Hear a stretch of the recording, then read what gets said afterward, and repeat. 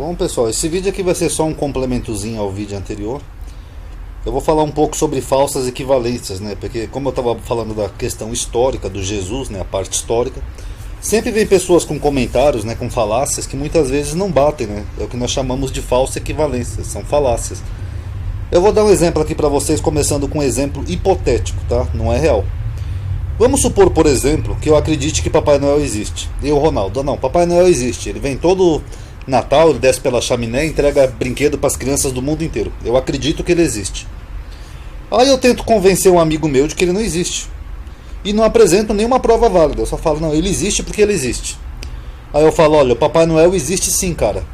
Aí meu amigo fala, não, Ronaldo, você não apresentou nenhuma evidência, desculpa. Para mim ele não existe.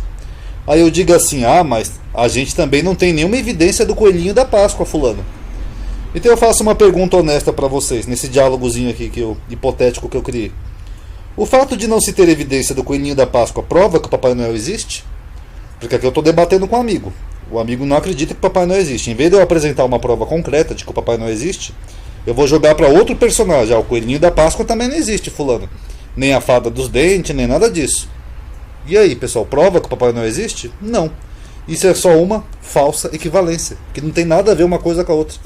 Como diz na minha terra um ditado antigo, né? Não tem nada a ver o cu com as calças. Isso é só uma falsa equivalência. Sempre, quando se debate sobre a existência histórica de Jesus, principalmente nesses grupos, é comum as pessoas questionarem a existência de outros personagens, como se isso fosse provar a existência de Jesus. Geralmente sempre é Moisés e Platão. Aqui eu sempre troco Platão com Sócrates, tá? Eu coloquei os dois, mas se eu estiver equivocado, vocês perdoem. Por exemplo, quando a gente fala assim sobre Jesus, as pessoas, depois de muito debate, as pessoas falam, mas Moisés também não tem prova nenhuma, Ronaldo. Platão também não tem prova nenhuma de que ele existiu, ou Sócrates, no caso. Ou então aqueles argumentos assim, que né, até hoje no grupo o rapaz falou, mas não tem prova nenhuma de que o Deus de Israel existe. Eu digo, o que tem a ver uma coisa com a outra? Nada. A saga de Moisés, além de ser muito mais antiga, que eu já fiz um vídeo sobre isso, ela é basicamente um líder hebreu levando um povo por um deserto. Tinha alguém testemunhando isso? Tinha historiadores lá no deserto testemunhando Moisés? Não, não tinha. Já a saga de Jesus se passa em uma época que se ferviam de historiadores. Então olha a diferença da história de um personagem para o outro. Não tem equivalência nenhuma. Alguns bem contemporâneos, como por exemplo Filo de Alexandria. Filo acho que é de 10 ou 20 anos antes de Jesus e morreu 10 ou 20 anos depois. E Filo podia ter cruzado com Jesus na rua. E mesmo assim Filo não escreveu nada sobre Jesus. E olha que ele escreveu muito sobre Jerusalém, sobre a Judeia da época, os conflitos, tal. Ele foi um grande historiador. Criou até concepções, né, como Adão Celeste e tudo. Então Filo de Alexandria teve uma vasta literatura, foi bem contemporâneo de Jesus e ele não falou nada. Ok, essa aqui é uma listinha dos historiadores que poderiam ter falado de Jesus. Joséfo, Filo, Plínio, Arriano, Petrônio, Dio Fruseus, Patércules, Suetônio, Juvenal, Marcial, Pércio, Plutarco, Plínio, Tácito, Justo de Tiberíades, Apolônio, Quintiliano, Lucamos, enfim, eu não vou ler tudo, senão vai ficar comprido esse vídeo. Mas enfim, tem equivalente com Moisés? Não, nós estamos falando de um personagem que surgiu numa época mais remota, que tem uma saga completamente diferente, e de um outro personagem que surgiu numa época onde nós temos detalhes e mais detalhes do primeiro século. Então isso é uma falsa equivalência. E vamos supor então que Moisés não existiu. Pronto, Ronaldo, não tem prova nenhuma de que Moisés existiu. Eu vasculhei, eu estudei, eu pesquisei. Não tem um pergaminho egípcio sequer, nada que fale que Moisés existiu. Beleza, ok, tudo bem. Agora eu pergunto, isso prova que Jesus existiu? O que tem a ver uma coisa com a outra? Moisés não existiu. Tá bom, Moisés é só um mito judeu. Pronto. Tá aí, agora isso prova que Jesus existiu? É que nem o coelhinho da Páscoa ali, o Papai Noel. Não tem prova nenhuma que o coelhinho da Páscoa existe. Beleza. Isso prova que o Papai Noel existe? Não, ele continua sem prova nenhuma. Platão ou Sócrates, quando as pessoas falam isso, é a mesma coisa. Ronaldo, mas Platão ou Sócrates não existiu. Beleza, não tem nenhum problema. Foi só uma filosofia criada lá por Platão, ele inventou Sócrates, beleza, ou Sócrates inventou Platão, que seja. Isso prova que Jesus existiu?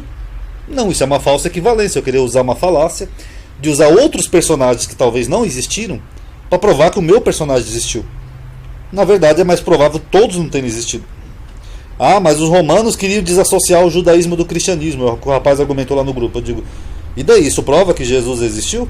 Os romanos também destruíram tudo que era referente ao deus Mitra, né? Depois do concílio de Niceia, lá do concílio lá de Constantino, porque eles queriam desassociar o mitraísmo da religião nova que Constantino estava criando. Isso prova que Mitra existiu? Da mesma forma também, essa desassociação com o judaísmo também não prova que Jesus existiu. São só argumentos, não são provas concretas, não são evidências, não quer dizer nada. E por fim, o rapaz comentou ali no meu outro vídeo, né, que o profeta Mohammed, que também só foi citado acho que 100 anos depois, na Harídia, que não sei o que. Então, se eu for usar os meus argumentos, nós poderíamos dizer que Mohammed também não existiu. Outro falso equivalente. A morte de Mohammed, ou Maomé, aconteceu em junho de 632, na casa da sua esposa. Mohammed tinha uma esposa, aliás, mais de uma até, Aisha, em Medina, com a idade de 62 anos. A morte do profeta deu origem a uma grande crise entre seus seguidores, até hoje, dado que nenhum dos filhos varões de Maomé tinha atingido a idade adulta, não havendo assim a possibilidade de uma sucessão natural.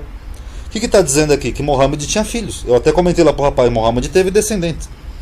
Então um conselho de companheiros em Medina nomeou acabar com o primeiro califa.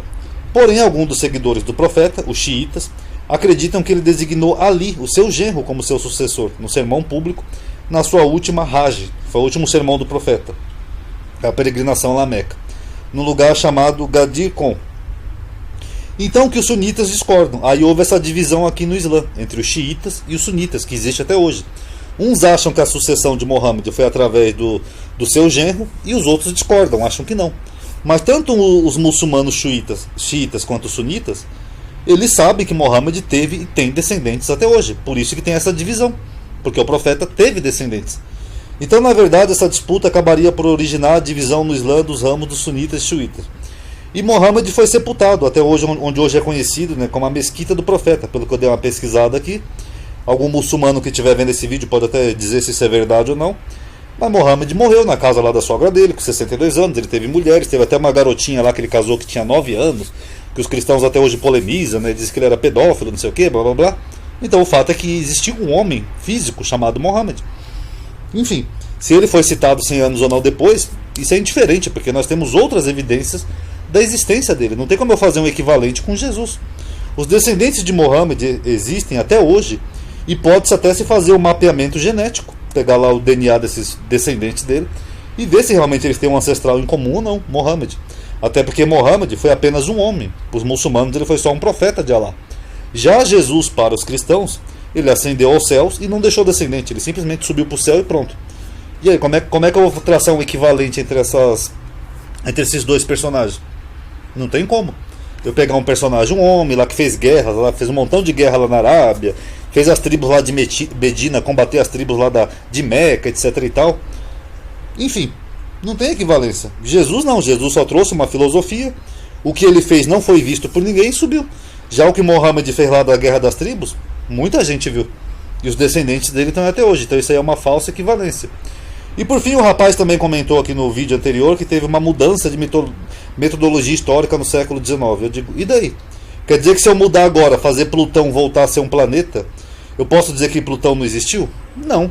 Apesar de se mudar às vezes metodologias científicas, o fato em si não muda, entendeu? O fato continua sendo que não prova que Jesus existiu. Eu posso mudar 500 vezes a metodologia histórica.